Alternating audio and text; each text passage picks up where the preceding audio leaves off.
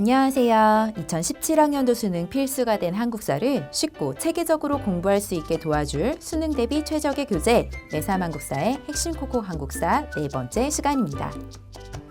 오늘 살펴볼 핵심 단어는 대단원 4단원 국제 질서의 변동과 근대극과 수립 운동입니다.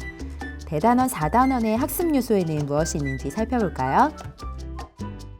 흥선대원군 집권부터 국권 상실 이전까지의 시기를 다루고 있네요. 그럼 이 중에서 선생님과 같이 공부할 핵심 주제는 바로 문호 개방 및 근대적 개혁 추진 과정입니다. 내3 한국사 142쪽에서 143쪽에 관련 내용이 나와 있으니 참고하세요.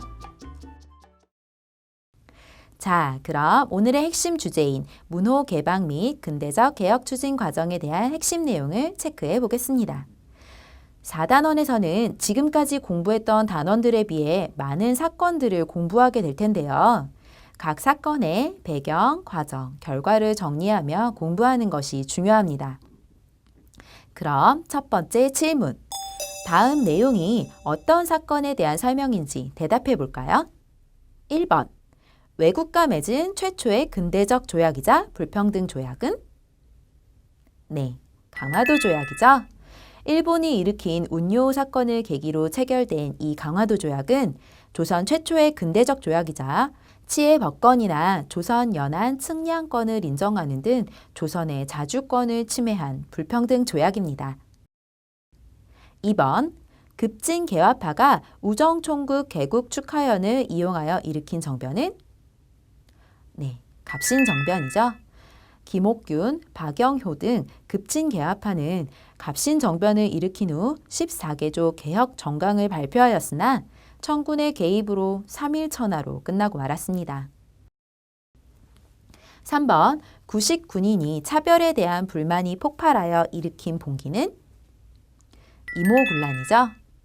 이모군란은 신식군대인 별기군에 비해 차별 대우를 받고 월급도 제대로 받지 못하자 이에 분노한 구식 군인들이 일으킨 난입니다. 자, 그럼 두 번째 질문. 지금까지 같이 살펴본 사건을 시간 순으로 나열한다면 어떻게 될까요? 제일 첫 번째는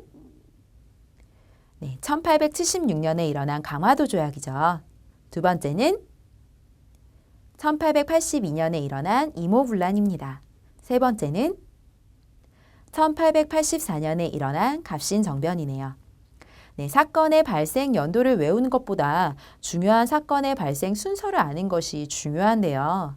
이때 자신만의 암기 팁을 만드는 것도 좋아요. 선생님은 지금 살펴본 세 사건의 순서 같은 경우에는 강화도에 사는 임갑이라고 암기하거든요. 네, 강화도 조약, 이모군란, 갑신정변 이렇게요. 네, 3단원의 내용이지만 한 가지 더 알려드린다면 조선시대 사화의 순서 기억하나요?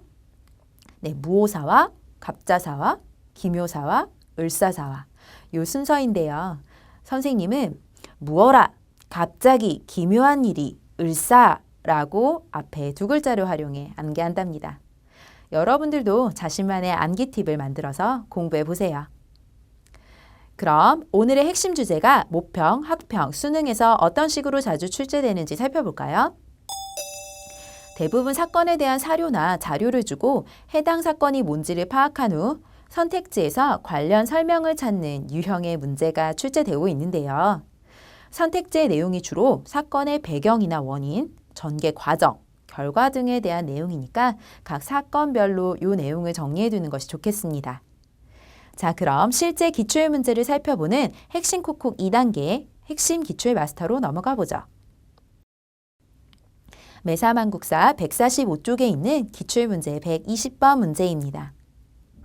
밑줄 친 정변에 대한 설명으로 옳은 것은? 이라고 물었네요. 자, 자료를 쭉 보면서 여러분은 어떤 내용이 눈에 띄나요? 네, 선생님과 같이 자료에 밑줄 쳐볼까요? 첫 번째 줄, 급진개화파, 그리고 우정총국 개국 축하연, 그리고 아래로 내려와서 청군의 개입, 그리고 3일 만에 실패. 자, 밑줄 친 내용을 보면서 여러분은 어떤 사건이 떠오르나요? 바로 갑신정변입니다. 눈치 빠른 친구들은 문제에서 밑줄 친 정변이라는 단어만 보고도 짐작했을 수도 있겠네요. 자, 조금 더 자세히 살펴볼까요? 이모군란 이후 청의 내정 간섭이 심해지고 민씨 정권의 견제로 개화 정책이 제대로 추진되지 못하자 급진개화파는 일본 공사의 지원을 받아 갑신정변을 계획하게 됩니다. 우정 총국 개국 축하연을 이용하여 정변을 일으킨 급진개화파는 개화당 정부를 수립하고 인민평등, 내각 중심 정치 실시 등의 내용이 담긴 14개조 정강을 발표하였는데요. 청군이 개입하자 일본군이 약속을 어기고 바로 철수하면서 결국 정변은 3일 천하로 막을 내렸고 정변을 주도했던 인물들은 일본으로 망명을 떠났습니다.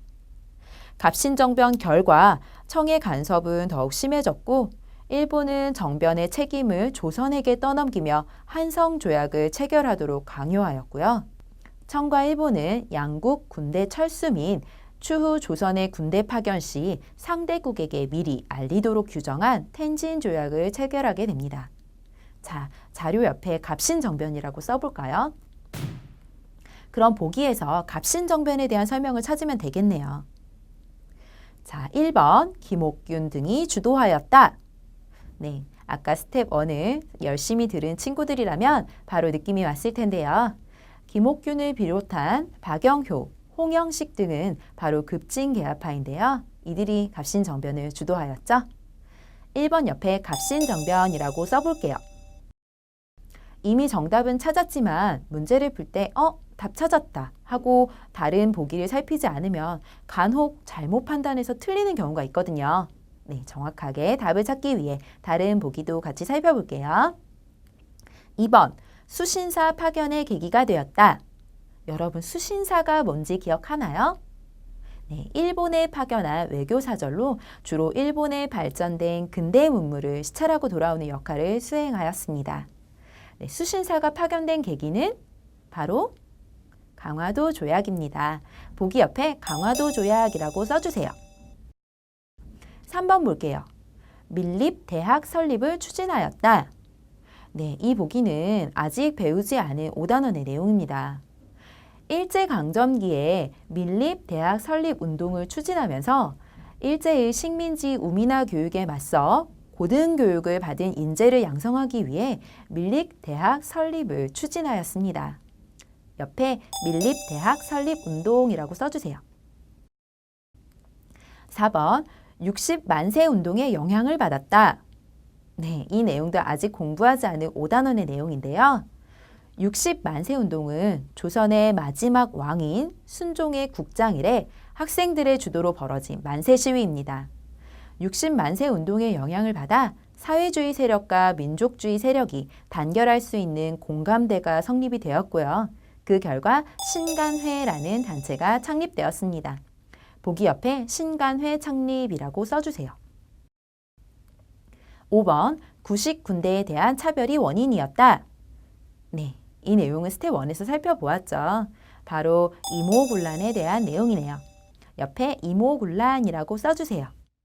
자, 정답은 아까 찾았듯이 1번이 되겠습니다. 자, 마지막 핵심 콕콕 3단계 기선 제압 총정리입니다. 오늘은 강화도 조약, 이모군란, 갑신정변의 핵심 내용을 체크해 보겠습니다. 개화 정책에 불만을 가진 구식 군인들이 일으켰다. 네, 이모군란에 대한 설명이었죠. 운요호가 강화도를 공격하였다. 네, 강화도 조약의 배경이 되겠죠. 우정총국 개국 축하연을 계기로 일어났다. 네, 갑신정변에 대한 내용입니다. 흥선대원군이 재집권하는 계기가 되었다. 네, 이모군란에 대한 내용입니다. 14개조 개혁 정강의 내용을 분석한다. 네, 갑신정변에 대한 내용이죠. 조선이 자주 국임을 명시하였다. 네, 강화도 조약 내용입니다. 치외 법권을 규정한 불평등한 조약이었다. 네, 이것 또한 강화도 조약의 내용이죠. 조선과 일본은 한성조약을 체결하였다. 네, 한성조약, 네, 갑신정변에 대한 내용입니다. 일본과 청이 텐진조약을 체결하였다.